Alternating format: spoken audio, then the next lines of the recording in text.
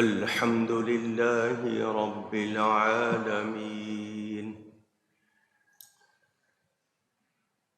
والعاقبة للمتقين والصلاة والسلام على رسوله سيد المرسلين رحمة للعالمين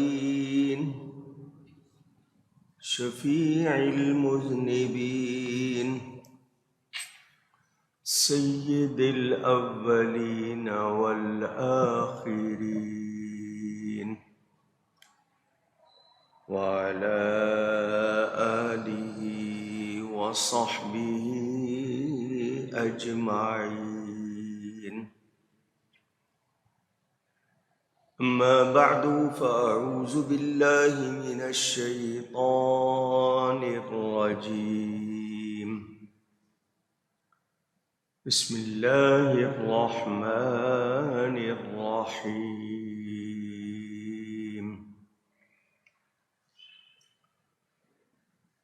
قل لا يعلم من في السماوات والأرض الغيب إلا الله وما يشعرون أيان يبعثون بل ادارك علمهم في الآخرة بل هم في شك منها بل هم منها عمون.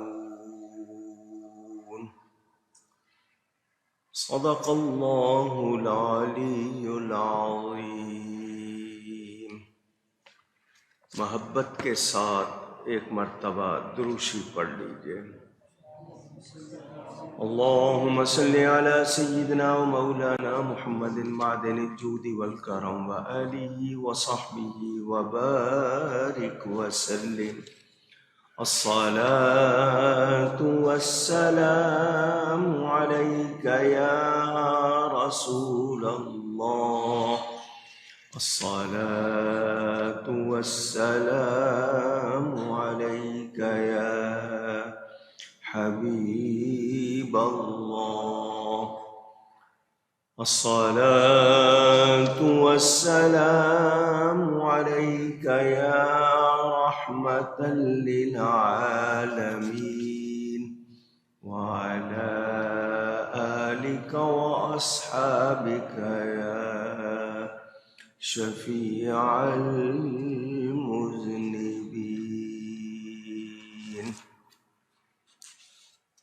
حمد و صلاۃ کے بعد قرآن کریم کی سورۃ النمل کا بیان آپ لوگ سن رہے ہیں.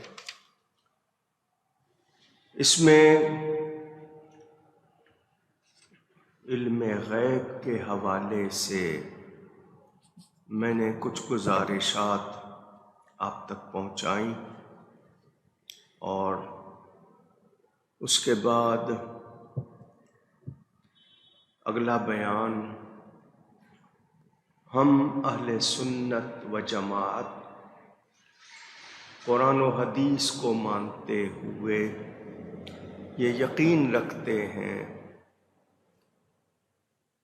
کہ ہر کمال ذاتی اور حقیقی طور پر اللہ تعالیٰ کے لیے ہے. اس کی شان، اس کا مرتبہ، اس کے مطابق ہم اس کی ابتدا اور انتہا کے حوالے سے یہی کہتے ہیں کہ اللہ تعالی اول ہے بغیر ابتدا کے، آخر ہے بغیر انتہا کے. مخلوق میں جس کسی کو جو کمال ملا ہے وہ رب تعالیٰ کا دیا ہوا ہے. وہ اللہ تعالی کی عطا ہے۔ کسی کے پاس مخلوق میں ذاتی کمال نہیں ہے۔ انبیاء کرام اللہ کی مخلوق میں سب سے اعلیٰ ہیں، اور انبیاء میں ہمارے نبی پاک صلی اللہ علیہ وسلم سب سے اعلیٰ ہے۔ اللہ تعالیٰ نے اپنے حبیب پاک، اپنے آخری نبی صلی اللہ علیہ وسلم کو جتنا نوازا ہے اتنا کسی اور کے پاس نہیں۔ وہ ہر طرح مخلوق میں سب سے اعلیٰ ہے۔ ان کو عطا کرنے والا اللہ تعالی ہے، تو اب اس کے بعد کسی اور دلیل کی، شک شبے کی کوئی گنجائش نہیں رہتی۔ یہ بات آپ نے یاد کر لینی ہے۔ اللہ کی عطا سے ماننا، اللہ کا عطا کیا ہوا ماننا، یہ کسی طرح بھی غلط ہو سکتا نہیں۔ اب اس کے ثبوت کی بات جب قرآن حدیث میں موجود گواہی ہے، کوئی نہیں مانتا، وہ اللہ کے سامنے جواب دہ ہے۔ ہم مانتے ہیں، ہم پر اعتراض ہو سکتا نہیں۔ میں نے آپ کو یہ بات بھی بتائی کہ مکہ مکرمہ میں رہنے والے کفار اور مشرکین، شرک کرنے والے، کفر کرنے والے، کافر و مشرک، وہ بھی یہ مانتے تھے جو نبی ہوتا ہے اس کو اللہ کی طرف سے غیب کا علم ہوتا ہے۔ آج مسلمان کہلانے والے انکار کریں تو یہ اچھی بات نہیں ہے۔ اللہ تعالیٰ ارشاد فرماتا ہے، میرے حبیب آپ فرما دیجئے، خود غیب نہیں جانتے جو کوئی آسمانوں میں ہے اور زمین میں ہے، خود سے جانتے نہیں، اور انہیں خبر نہیں کہ کب اٹھائے جائیں گے۔ کیونکہ وہ کہتے تھے قیامت کب آئے گی؟ جب کہتے ہو تو بتاؤ۔ وہ اس طرح کے سوال کرتے تھے۔ یہ سوال کرنے والوں سے کہا گیا، بل ادارک علمہم فی الآخرہ، کیا ان کے علم کا سلسلہ آخرت کے جاننے تک پہنچ گیا؟ کیا مطلب؟ یہ تو قیامت کو مانتے نہیں، تو اب کیا قیامت کو ماننے لگ گئے؟ جو اس کی تاریخ پوچھ رہے ہیں اور پوچھ رہے ہیں کب آئے گی، تو کیا قیامت کو مانتے ہیں؟ یہ تو مانتے ہی نہیں، تو پھر پوچھنے کا کیا مطلب ہے ان کا؟ بل ہم فی شک منہا، کوئی نہیں وہ اس کی طرف سے شک میں ہے، بل ہم منہا عمون، بلکہ وہ اس سے اندھے ہیں۔ اب یہ بات واضح کر دی قرآن نے کہ جو قیامت یا موت کی تیاری نہ کرے وہ قیامت سے اندھا ہے، وہ قیامت سے اندھا ہے۔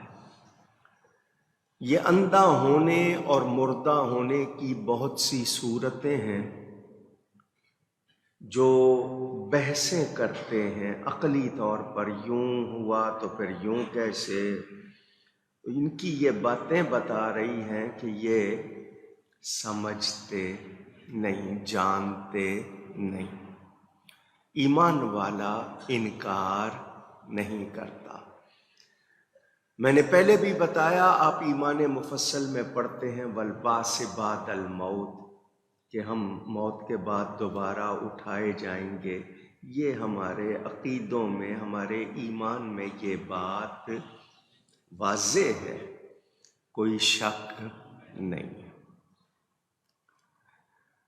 انسان کی موت یہ موت فنا ہونے کا نام نہیں ہے کہ وہ فنا ہو گیا، کیونکہ پہلے ہم عالم ارواح میں تھے، اب عالم اجسام میں ہیں، پھر عالم برزخ ہے، اس کے بعد عالم آخرت ہے۔ یہ ہر کوئی جانتا اور مانتا۔ مرنے کے بعد ایک لمبا عرصہ برزخ، جس کو آپ قبر کہتے ہیں، اس میں گزارنا ہے، اس کے بعد پھر ہم قیامت میں اٹھائے جائیں گے۔ جس اللہ نے ہمیں پیدا کیا وہ ہمیں دوبارہ بنائے گا، بھلے آپ کو کسی کی ہڈی گوشت نظر آئے یا نہ آئے۔ تو اس پر ایمان رکھنا چاہیے۔ آج جو غیر نہیں مانتے وہ نہ مانیں، وہ قیامت میں بھگت لیں گے۔ دنیا میں ان کے لیے چند روزہ عیش ہے، مسلمانوں کے لیے چند روزہ تکلیف ہے، پھر اس کے بعد راحت ہے۔ ایمان پر رہیں، ایمان کی حفاظت کریں، ایمان جیسی کوئی نعمت نہیں۔